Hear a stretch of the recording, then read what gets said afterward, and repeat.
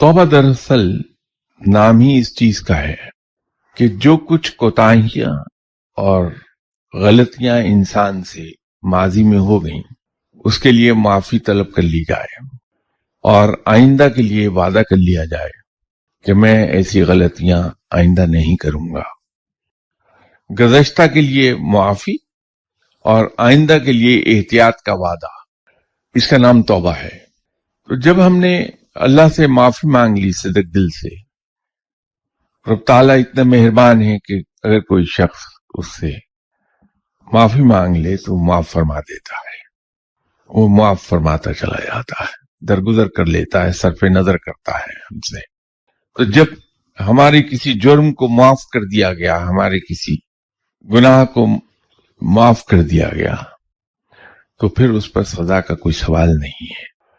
اور جو شخص اللہ کے حضور معافی مانگ لے تو نہ صرف یہ کہ اس کی پچھلی خطاؤں کی سزا معاف ہو جاتی ہے، بلکہ آئندہ اگر اپنے وعدے پر قائم رہے تو اس پہ انعامات کی بارش بھی ہوتی ہے. تو اتنا وسیع الظرف ہے کہ پھر اس پہ سزا دیتا نہیں، معاف کر دیتا ہے، پھر اس پہ گرفت نہیں کرتا. یہ جو دھتکارا جاتا ہے بندہ، یہ تو مجھ جیسے انسانوں کی کمظرفی ہے. اور ہم نے یہ بھی کہہ دیا کہ جائیے آپ کو میں نے معاف کیا، ہم سے تانے سنتا ہی رہتا ہے.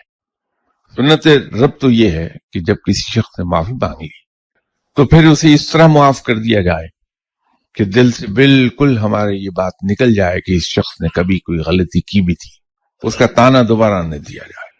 اسی طرح یہ سنت رب ہے کہ اگر کسی شخص نے ہمارا کوئی قصور کیا ہے تو وہ ہمارے پاس آ کر صرف اتنا کہہ دے سوری مجھ سے غلطی ہو گئی، تو ہم اسے بڑی خوش دلی سے معاف کر دیں، ایک لفظ کہے بغیر فوراً خاموشی اختیار کر لیں کہ نہیں کوئی بات نہیں.